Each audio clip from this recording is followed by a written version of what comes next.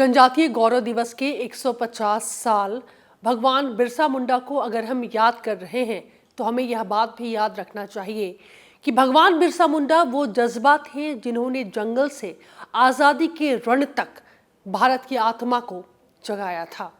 और इस खास दिन पर बातचीत करने के लिए हमारे साथ इस वक्त जुड़ रहे हैं बेहद खास मेहमान जनजातीय कार्य मंत्री जुएल ओराम जी। बहुत बहुत स्वागत है सर आपका संसद टीवी पर। अगर मैं बात करूं, जनजातीय गौरव दिवस के 150 साल हो चुके हैं। भगवान बिरसा मुंडा, देश के लिए ये भावना कैसी है सर?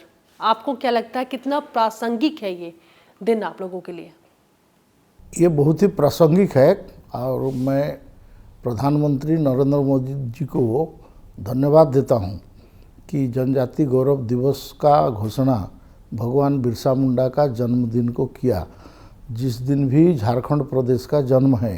स्वर्गीय अटल बिहारी वाजपेयी जी, भारत रत्न अटल बिहारी वाजपेयी जी ने इस प्रदेश का गठन किया था और बिरसा मुंडा का जन्मदिन, जिसको कि बाद में गौरव दिवस के रूप में घोषणा किया गया, लेकिन शुरू में बिरसा मुंडा एक महान क्रांतिकारी जनजाति नेता के रूप में उनका जन्मदिन में झारखंड प्रदेश का गठन करना उचित होगा और ऐसा करके वो नोटिफिकेशन हुआ था। उस दिन से निरंतर बिरसा मुंडा का जन्म स्थान मैं पहला बार 2000 माह में गया था और 9 नवंबर में मैंने गया था। तो उस समय में कोई रास्ता नहीं था, मैंने मोटरसाइकिल में उस एरिया में गया था और वो काफ़ी नक्सल प्रभावी एरिया भी था, लेकिन आज वो काफ़ी डेवलप हो गया है। और जनजातीय गौरव दिवस बिरसा मुंडा का जन्मदिन ये बहुत ही अहम है और ये एक रियली हम लोग को गौरव अनुभव हो रहा है। पूरे देश के लिए यह दिन पूरा देश के लिए, पूरा देश जनजातीय समाज के लिए देश का गौरव का बात है ये। सर, एक ऐसा व्यक्ति जिसने आज से कई साल पहले उलगुलान की आवाज़ उठाई थी, सोचना एक अपने आप में बहुत बड़ी बात होता है। हम बात करते हैं कि क्रांतिकारी कई हुए, लेकिन भगवान बिरसा मुंडा अमर हो गए। क्या लगता है आपको, क्या वजह है इसके पीछे? देखिए, उनका जन्म तो 1875 में हुआ और उनका जो ब्रिटिश के कारण उनको मार दिया गया जेल के अंदर में पॉइजन दे के।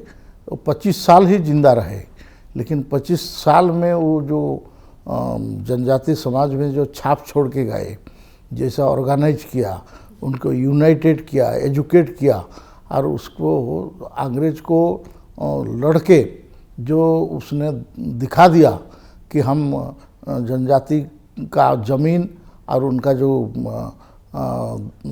माने जल जंगल ज़मीन ये उनका है और उनको ये भगवान का दिया हुआ है, तो इसके ऊपर में टैक्स, इसका ऊपर में टॉर्चर ना किया जाए, इसके लिए जनता को आगाज दिया और उसमें जनता उसके पीछे खड़ा हो गया।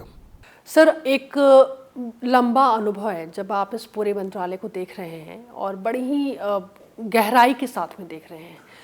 सर, जब भी ट्राइबल्स की बात आती है ना, तो ये बड़ा ही कहना मुश्किल हो जाता है कि वो अभी भी मुख्य धारा से जुड़ चुके हैं।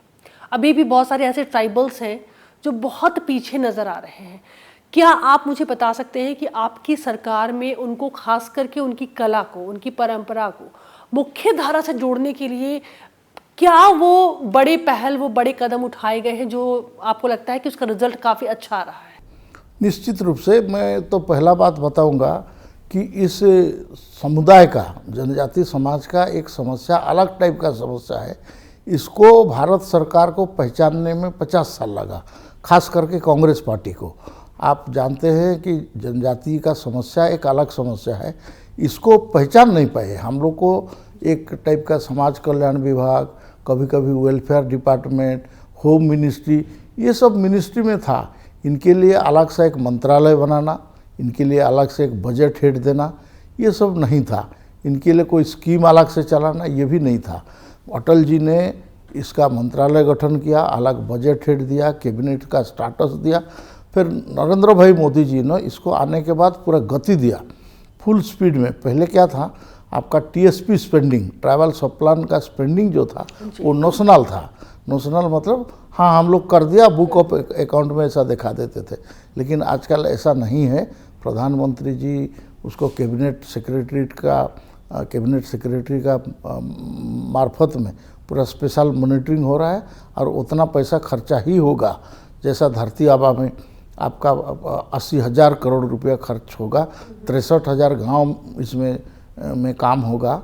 ऐसे पीएम जनमन में आपका 24,000 करोड़ रुपया खर्च होगा और पीवीटीजी जो 75 अति पिछड़ा ग्रुप है, जिसको अति पिछड़ा बोला जा सकता है और सबसे नीचे वाले रहने वाले हैं, इनके लिए खर्च होगा।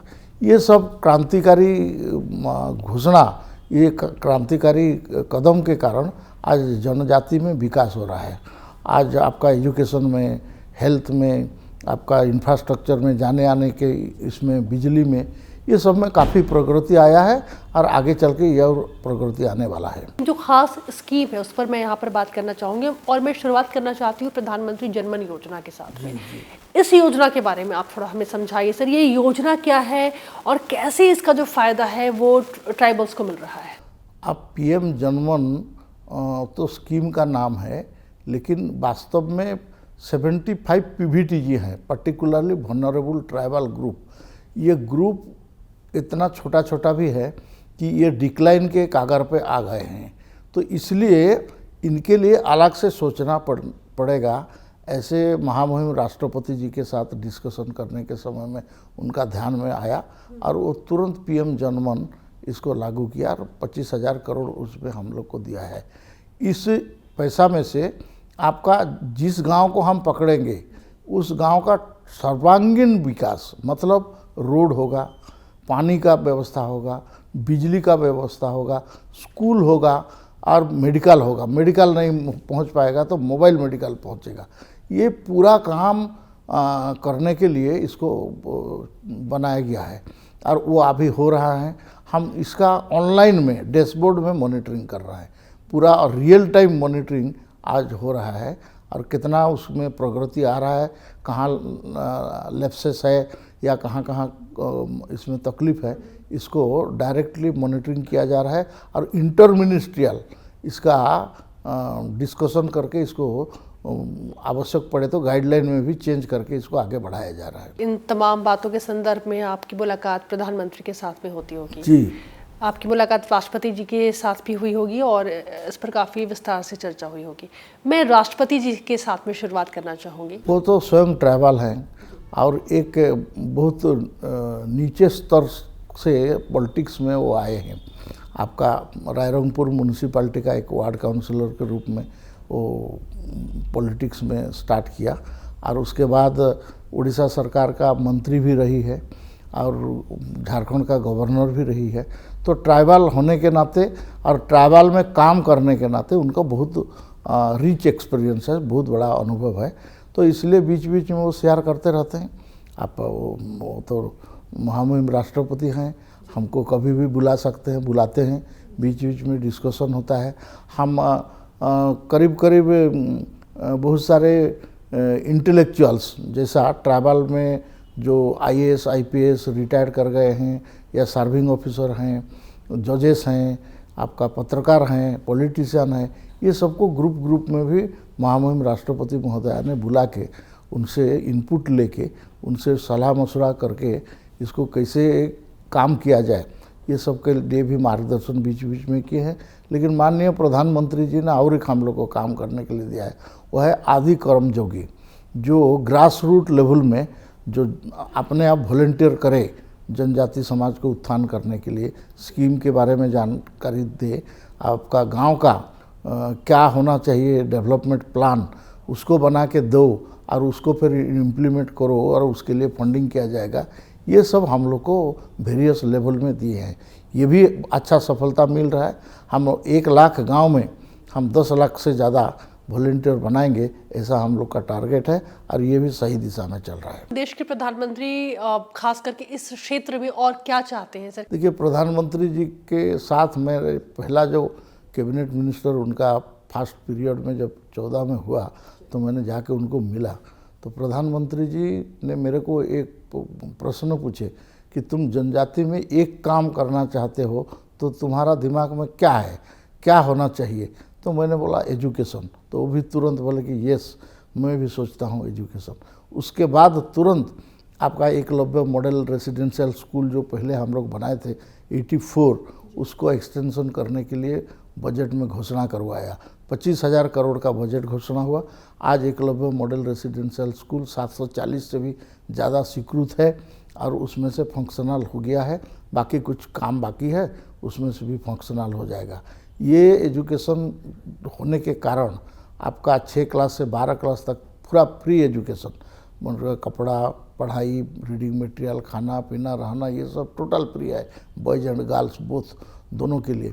तो ये आपका एक टर्निंग पॉइंट होगा, ये गेम चेंजर हो जाएगा।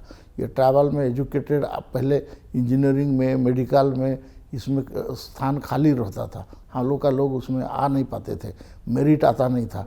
आजकल उसमें कंपटीशन करके ज़बरदस्त आ रहा है और बढ़िया बढ़िया माने एजुकेशन का क्षेत्र में, इंजीनियरिंग का, मेडिकल, हम कुछ बड़ा बड़ा इंस्टीट्यूशन जैसा IIT, IIM, इसमें भी बच्चे को भेज के हम ट्रेनिंग दे रहे हैं।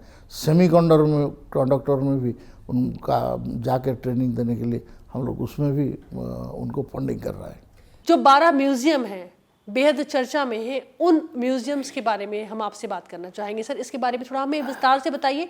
कितने जो हैं वो बन चुके हैं, जिसका उद्घाटन प्रधानमंत्री जी ने खुद किया, बाकी प्रपोज्ड है, उसके बारे में बताइए सर। ये म्यूजियम बनाना और आपका ट्रैवल का फ्रीडम फाइटिंग में जो योगदान था, फ्रीडम फाइट में, क्योंकि आपको पता है कि जो हिस्ट्री राइट किया गया, इतिहास जब लिखा गया, तो ट्राइबल का कंट्रीब्यूशन जो फ्रीडम फाइट में और आपका अंग्रेज को भगाने में जो उनका योगदान था, उसको प्रॉपर स्थान नहीं मिला।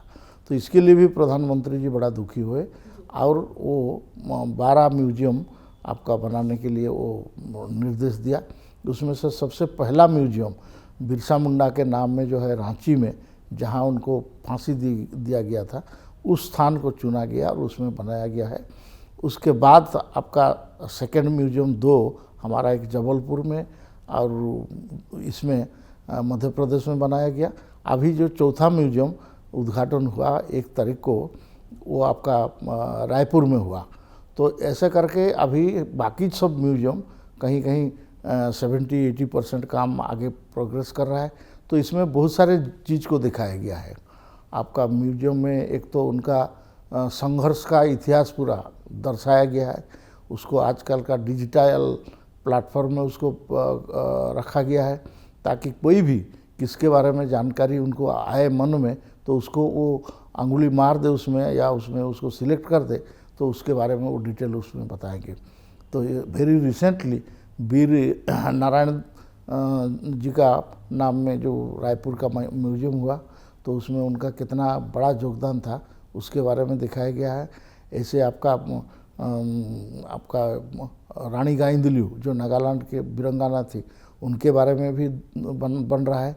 कोमराम भीम, ये जो निज़ाम, हैदराबाद का निज़ाम के खिलाफ में जो आंदोलन किया था, उसके बारे में दिखाया गया है। और बहुत सारे ऐसा दिखाया गया है, आपका गुजरात का, आपका राजस्थान का, ये सब के बारे में, उड़ीसा का, ये सब के बारे में म्यूजियम एवं आपका ये हम लोग का ट्रैवल रिसर्च इंस्टीट्यूट है, आप नेशनल ट्रैवल रिसर्च इंस्टीट्यूट है, और आपका रीजनल जो हर प्रदेश में 18 प्रदेश में है, खास करके ट्रैवल रिसर्च इंस्टीट्यूट है।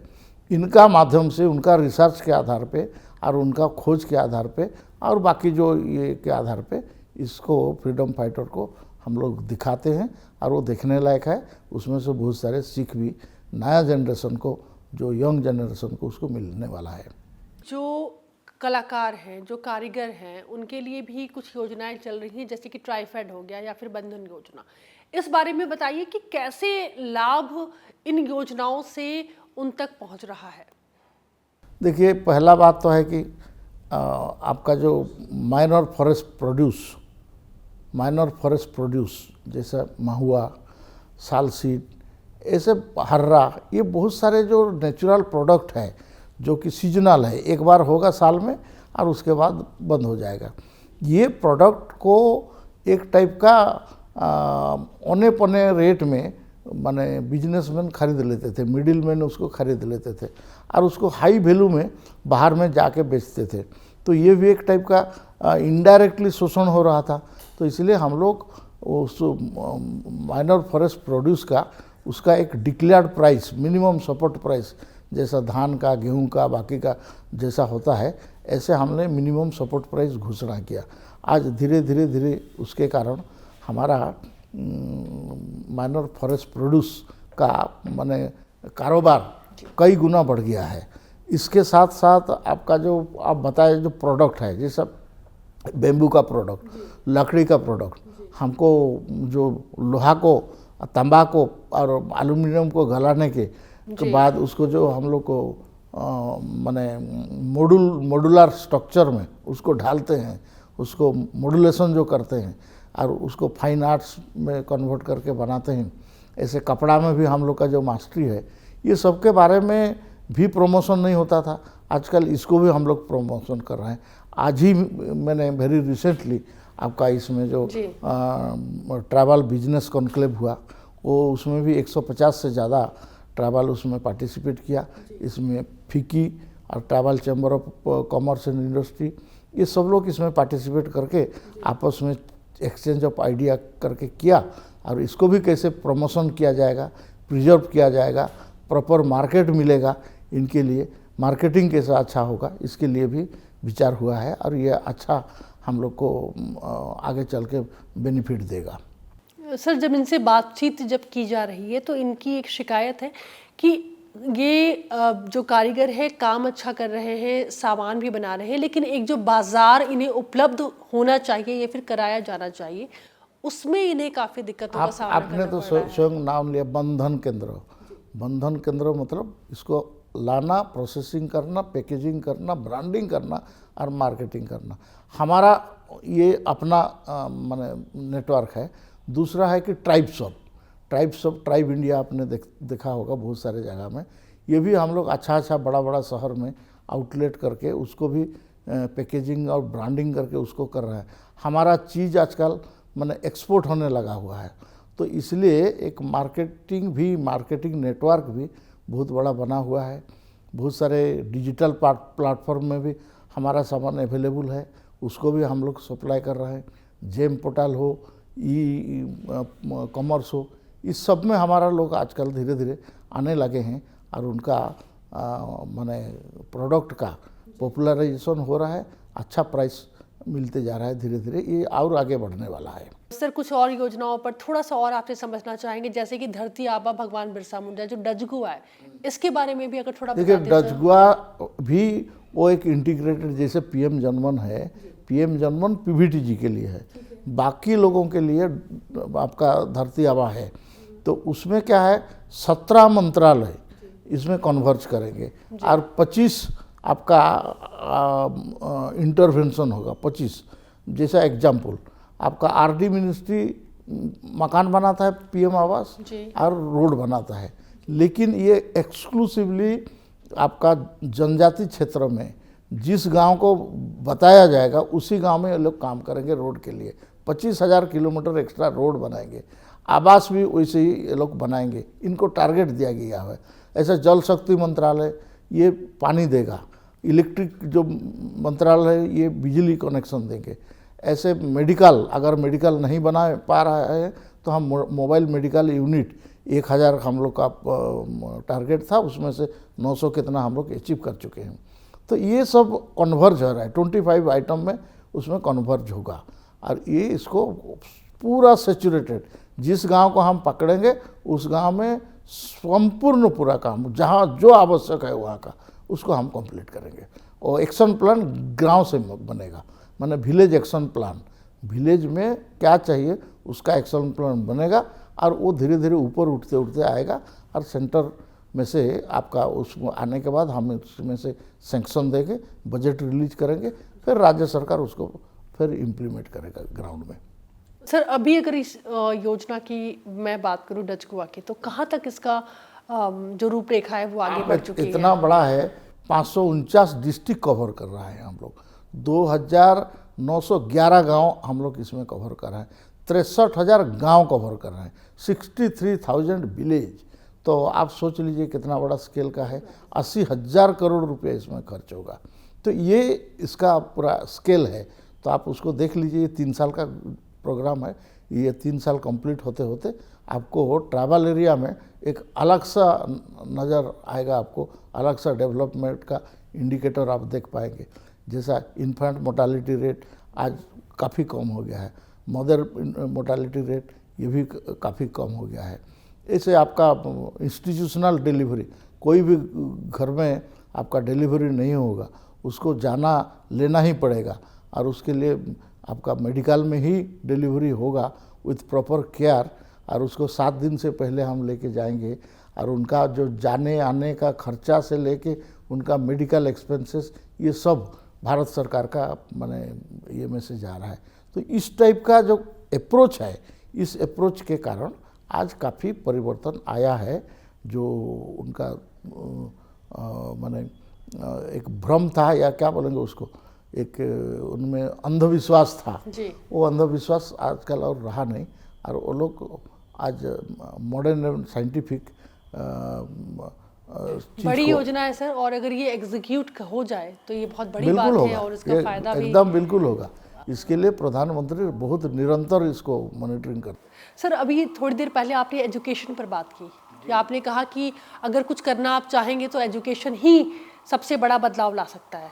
लेकिन अगर हम इस डिजिटल युग में हैं तो सर, डिजिटल एजुकेशन भी अपने आप में बहुत बड़ी बात है। और अगर मैं इन जनजातीय समुदाय के बारे में बात करूं तो सर, तो क्या आपने इन दोनों बातों को जोड़ने के लिए कोई उपाय निकाला है?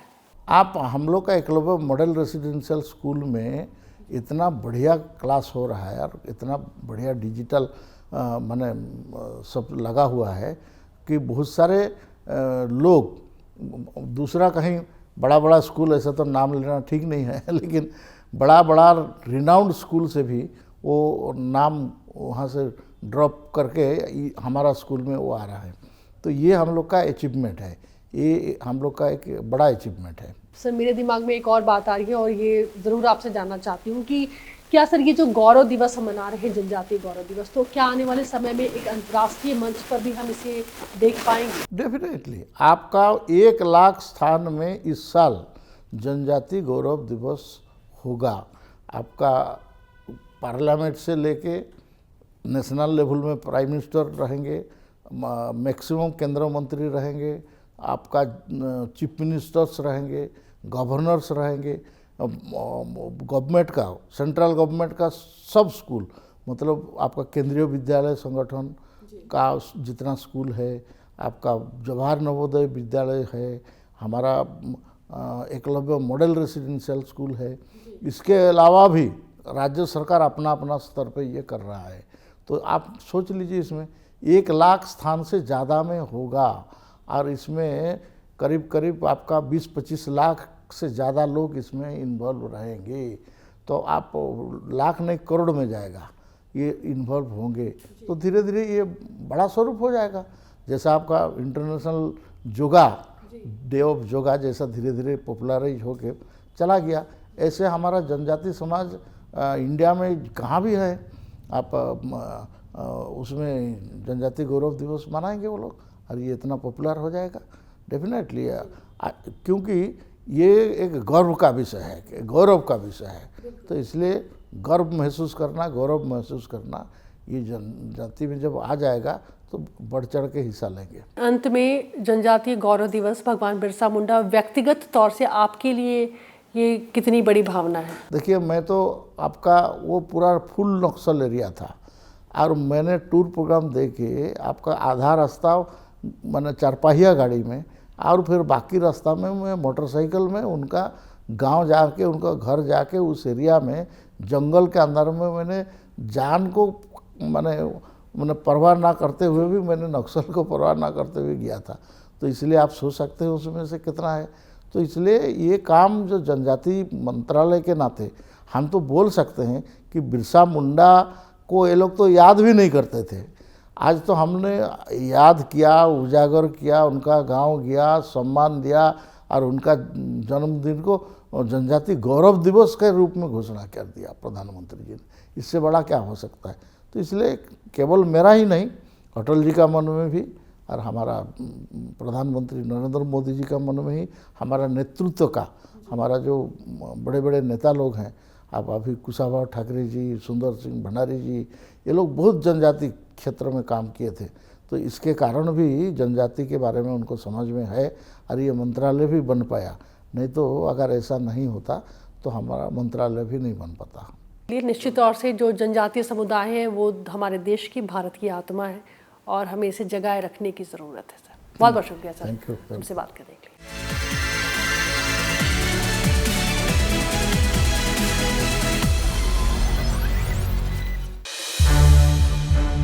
संसद टीवी के और भी प्रोग्राम्स देखने के लिए सब्सक्राइब करें हमारा YouTube चैनल और हाँ, इन्हें लाइक और शेयर करना ना भूलें।